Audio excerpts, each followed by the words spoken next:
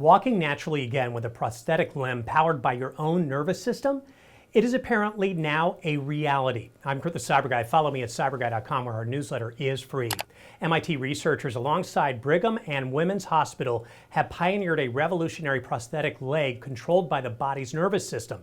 This breakthrough, featuring a new surgical procedure that reconnects muscles in the residual limb, provides real-time neural feedback. Now, in a study of 7 patients, those with this advanced surgery walked faster, avoided obstacles, and climbed stairs more naturally compared to traditional prosthetics. MIT calls this the first prosthesis achieving full neural modulation with the nervous system controlling movement instead of robotic algorithms. The interface enables precise, natural movements, making it easier for users to navigate different terrains and obstacles.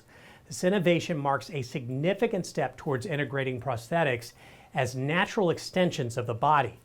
I have got chills and goosebumps on this one. If you want to see more crazy cool tech like this, go to cyberguy.com, and if you're not already getting my newsletter, type in cyberguy.com on your web browser, click the little red button, and you're in.